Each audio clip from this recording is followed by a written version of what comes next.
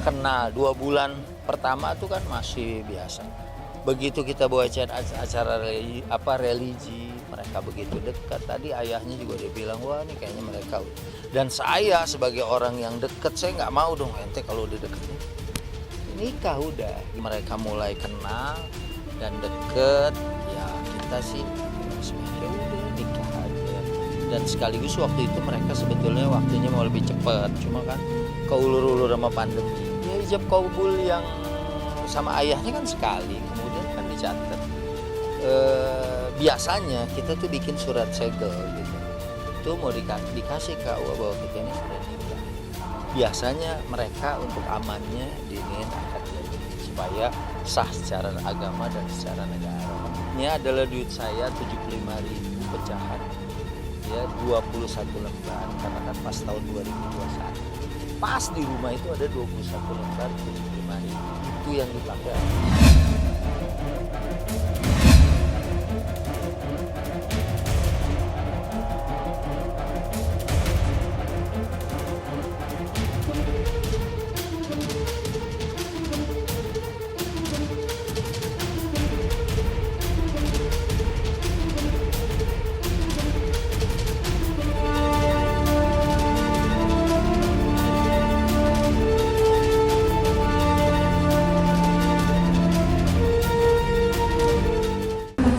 Dalam kandungan bilang anak saya tuh katanya autis.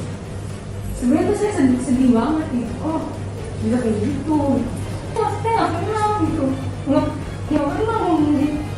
Bingung gitu. Saya sampai lemes tadi pas. Semua juga saya kira sama berhak untuk membesuk siapapun. Dan memang kemarin yang kita dengar pihak AH selaku pelapor maupun korban memang sempat mendatangi ruangan sel di sini untuk bertemu dengan saudara S tersebut. Kami normatif saja ya, sesuai dengan mekanisme yang ada, sesuai dengan aturan, dan sampai saat ini masih berjalan seperti biasa. Kalau istri udah nangis, udah ke psikiater berkali-kali juga, udah sampai keluarga. Iya, intinya keluarga, nama keluarga saya sebagai laki-laki, sebagai pemimpin keluarga harus dijaga. Jadi makanya ada yang seperti sekarang ini. Dilaporkan Sapas itu Atta tuh ya terus terang Sapas kamu ngomong apa? Oke, duit ibu kamu tuh kayak saya bayar. Ya dia ceritakan bayar tuh. Dia tahu, pastilah dia tahu. Duit itu dia udah nyamati tuh. Kalau udah menalih saja ke Jepang, ke Australia, ke Paris. Dia masih kecil tuh. Ternyata nggak tahu ketika itu ya kamu udah menyamati dari kecil uang tuh. Udah. Kok polisi tanya bukti? Ini suruhan polisi tuh bilang suruh aja sekarang Miafis tuh ngomong sama Halilintar atau Atta tuh. Selesai itu masalah. Kenapa si Lamborghini tuh nggak mau ngomong sama Umi Afif sudah bersedia untuk bersumpah mubahala kalau seumpamanya dia berdusta atas uang ini, dia rela semua anaknya semua hartanya habis. Begitu pun sebaliknya, keluarga Gen Halilintar harus bersumpah demikian, semua anaknya dan semua hartanya habis. Beres kan?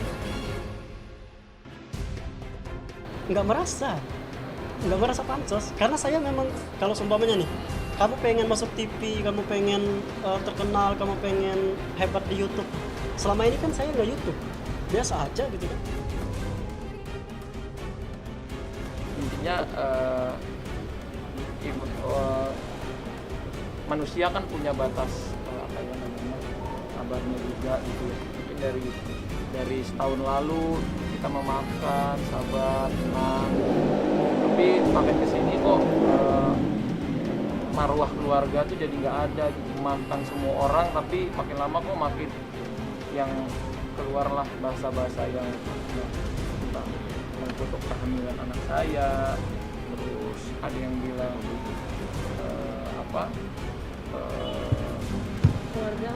keluarga mengancam mengeluarkan video-video aib, video masa lalu, mengancam juga masa lalunya Aurel mau disebar-sebar.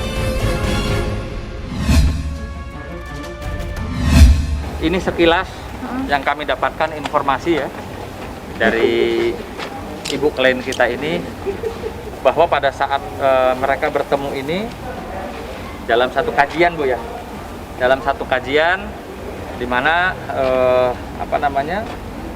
ibu melihat bapak ini sekeluarga ada bapak MM, ada istrinya, ada putra putrinya ya Bu ya, ada putra putrinya. Nah, jadi dari situ ada wacana dari seorang bapak MM ini ingin membeli rumah milik ibu ini. Ya, awalnya jadi bagaimana bisa nyambung ke ibu ini, ada bapak MM ini ingin beli rumah katanya. Jadi Ibu S ini menyampaikan kepada kami selaku tim kuasa hukum bahwa dari bujuk rayu transaksi seolah-olah si bapak M ini ingin membeli rumah Ibu S, ya dia bilang oke, kita ketemu di Jakarta saja, karena Ibu M rumahnya ini kan di daerah yang cukup jauh dari Jakarta, sehingga dia bilang udah ketemu aja di satu hotel lah di Jakarta. Nah, ibu ini percaya, oh ya sudah, ibu ini datang. Lalu, Pak, saya sudah di lobi hotel, kata klien kami. Lalu dia bilang, jangan di lobi hotel Bu, malu dilihat orang. Nah, dari situ saja sebenarnya sudah ada sesuatu yang ganjil. Kenapa mesti malu dilihat orang? Iya. Kalau hanya bertransaksi urusan rumah, kan tidak ada hubungan spesial atau bukan sedang ingin melakukan hal yang tidak baik. Nah, lalu klien kami yang berinisial S diminta untuk buka kamar hotel di hotel tersebut.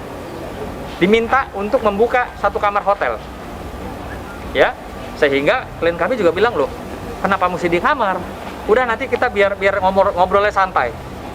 Ya sudah, klien kita ini Ibu S membooking. Nah, membooking ini adalah satu bukti, ya, bahwa ada pertemuan mereka di dalam kamar. Jadi di booking, ya, melalui aplikasi, lalu ketemu mereka di atas.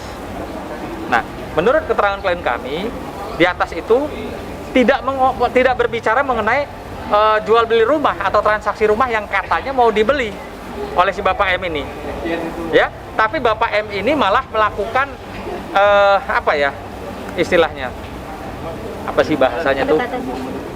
Bukan ya seperti itulah, berbicara tentang ibu ini gitu loh.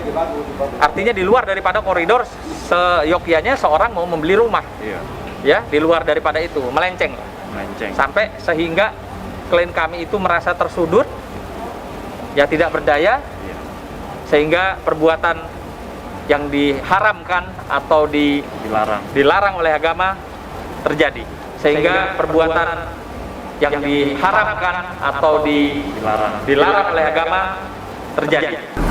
Jadi begini, saya melihat perkembangan yang terjadi, ya. Sebenarnya saya dari awal nggak ingin melaporkan ini, ya kan. Tapi dari pihak sana kelihatannya selalu menyerang, ya. Saya lihat itu pengiringan opini yang luar biasa gitu, ya. Saya merasa ini ada indikasi, ada dugaan membunuh karakter saya gitu, ya. Mencemarkan nama baik saya kan gitu, ya. Maka oleh karena itu saya sebagai warga negara yang baik perlu mengambil langkah tegas, ya. Langkah hukum, dan itu sesuai dengan peraturan yang berlaku kita sebagai warga negara gitu, ya. Perlu kami jelaskan, kedatangan kami bersama klien kami ini untuk melaporkan mantan istrinya yang diduga telah melakukan perbuatan fitnah dan pencemaran nama baik. Dan alhamdulillah laporan kami sudah diterima oleh SPKT Polda Metro Jaya dan udah terbit LP-nya. Tadi dijerat pasal 311 dan 310 KUHP yang mana ancaman hukumannya itu 4 tahun. Seperti itu. Nggak ada. Kita udah alat bukti yang kita kantong itu udah lebih dari cukup untuk membuatkan laporan polisi ini seperti itu. Alat bukti yang kita kantong itu udah lebih dari cukup untuk membuatkan laporan polisi ini. Biasa aja. Ya, memang kita ketemu semua diceritakan yang sebenarnya gitu loh. Walaupun dari awal dari pernikahan itu tidak satupun anak-anak yang tahu gitu. Dan ini adalah permasalahan saya sama mantan istri saya. Dan tidak ada kaitannya sama sekali sama anak-anak saya. Permasalahan yang saat ini dialami oleh ayah dari Taki Malik, Mansyardin Malik, atas kasus dugaan penyimpangan seksualitas yang dilakukan kepada mantan istrinya, kini membuat nama Mansyardin Malik ramai diperbincangkan oleh netizen. Atas kasus yang kini dialami oleh dirinya, Mansyardin Malik pun mengungkapkan jika dirinya saat ini merasakan banyak kerugian di bidang pekerjaan yang dijalaninya saat ini. Selain itu, dengan tegas, kuasa hukum dari Mansyardin Malik pun menegaskan jika status Marlina Oktoria saat ini adalah mantan istri dari kliennya yang sudah ditalak sejak 6 September lalu. Kerugiannya yang kita pertama ya kerjaan kita terganggu semua. Jadi apa yang sudah kita progreskan yaitu terbengkalai semua. Jadi banyak kerugiannya gitu loh. Tapi alhamdulillah keluarga support semua. Anak-anak semua ya support semua, mendoakan yang terbaik. Jadi begini, nggak ada. Jadi komunikasi udah ditutup sama pihak sana. Jadi WA saya diblok sama dia, kemudian nomor telepon saya juga diblok sama dia. Udah lama diblok gitu. Bukan udah mantan. Jadi gini udah jelaskan bahwa posisi klien kami sudah menjatuhkan talak itu pada tanggal 6 September. Jadi sejak tanggal 6 September itu dia sudah bukan menjadi istrinya klien kami lagi. Seperti itu ya, tolong dicatat. Jadi sekarang ini ada akibat hukum apapun itu yang berkaitan dengan mantan istrinya, nggak ada tanggung jawab lagi urusannya kaitannya dengan klien kami.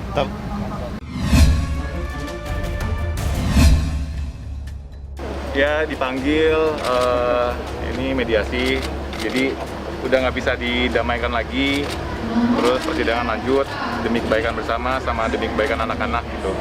Selama ini aku diem, bukan berarti yang aku bilang berita di sana itu benar, jadi aku cuma membela diri dan kasihan lah gitu, kasihan diri sendiri gitu, udah nggak sehat di rumah gitu aja sih. Ya namanya mediasi mbak, sama aja sih. Saya cuma membela aja sih apa yang saya nggak perbuat gitu aja sih. Saya cuma membela kalau saya tidak melakukan apa yang dituduhkan selama ini. Jadi banyak teman-teman juga di sana, orang-orang juga bilang, kok Ijong yang laporin, kok Ijong yang menggugat. Salah, justru Dena yang gugat duluan, Dena yang laporin duluan kok gitu. Dena yang bilang aku KDRT.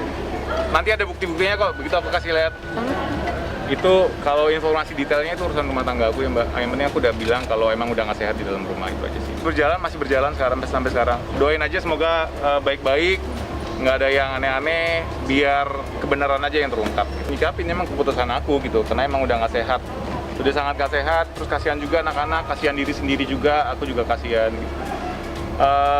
Ya untuk membela diri aja sih apa yang udah diberitakan sekarang, kalau semua itu nggak benar gitu. Nggak harus pakai media sosial atau media infotainment sebenarnya. Ya semuanya, anak-anak pasti sampai mereka tua dapat kasih sayang dari aku. Ya semuanya, anak-anak pasti sampai mereka tua dapat kasih sayang dari aku.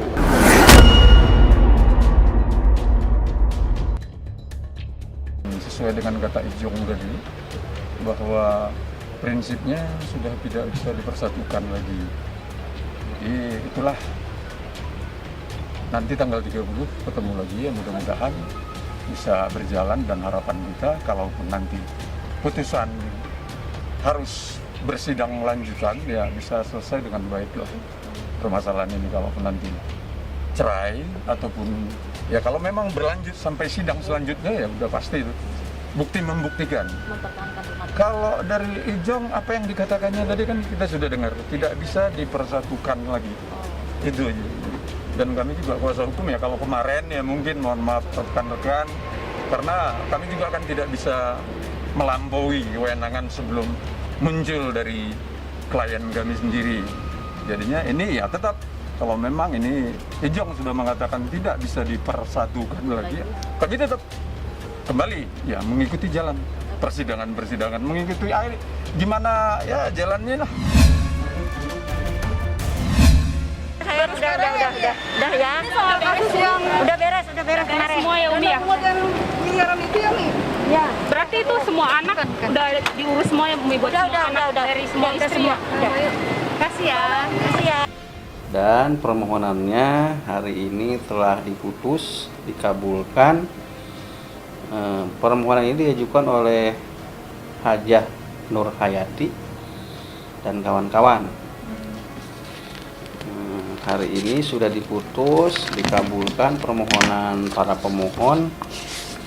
Jadi majelis hakim menetapkan ahli waris dari Muhammad Arifin Ilham, yaitu Hajah Nur Hayati binti Mas Idzi, ibu kandung, Wahyuniati Alwali binti Dr. Andas Tengku Haji Jamaluddin, istri si pertama ya.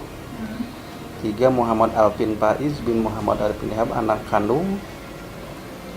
4 Muhammad Amer Aji Jikra bin Muhammad Arifin Ilham, anak kandung. 5 Muhammad Azka Najhan bin Muhammad Ilham, anak kandung. 6 Ahmad Shah Ashal Arifin bin Muhammad Arifin Ilham, anak kandung. 7 Rania Jamil Bawasir binti Haji Jamil Muhammad Bawasir, istri kedua. 8 Alpa Hizya Arifin bin Muhammad Arifin Ilham, anak kandung. 9 Muhammad Ahya Filah bin Muhammad Arifin Ilham, anak kandung. 10 Askia Zakia Arifin bin Muhammad Arifin Ilham, juga anak kandung. Jadi sudah dikabulkan, sudah ditetapkan ahli waris dari almarhum Ustadz Bapak Muhammad Ilham pada hari ini. Kalau penetapan waris itu tidak menyangkut objek, jadi hanya menyangkut siapa-siapa ahli waris secara hukum dari almarhum Arifin Ilham. Nah, itu kalau jadi belum ada persoalan objeknya, hartanya nggak ada, karena emang tidak boleh. Penetapan waris itu hanya menyangkut siapa-siapa yang secara hukum adalah ahli waris yang sah dari almarhum. Yang tadi itu 2 orang istri sama 8 orang anak. Silahkan itu diselesaikan secara keluargaan. Kalau nanti ada salah satu pihak yang merasa dirugikan, bisa diajukan tuntutan nanti itu. Kita kan nggak nyari-nyari ya. Kalau nanti mungkin di sana ada konflik lagi, ya mungkin bisa diajukan. Tapi kalau menyangkut perkara ini sama sekali tidak ada urusnya dengan sengketa waris. Hanya menetapkan siapa yang secara hukum dinyatakan sah oleh pengadilan ahli waris dari almarhum. Kalau sidang pertama biasanya hakim memerintahkan semua hadir. Kalau sidang kedua bisa diwakili oleh sebagian kalau memang hari ini ada keperluan yang lebih penting ya. Gitu. Di hari ini tadi kelihatannya hanya istri pertama sama orang tua, ibu kandung kayaknya gitu yang saya lihat. Kalau sidang pertama infonya semua hadir.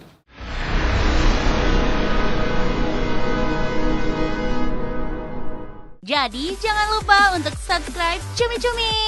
Ditekan ya tombol lonceng merahnya.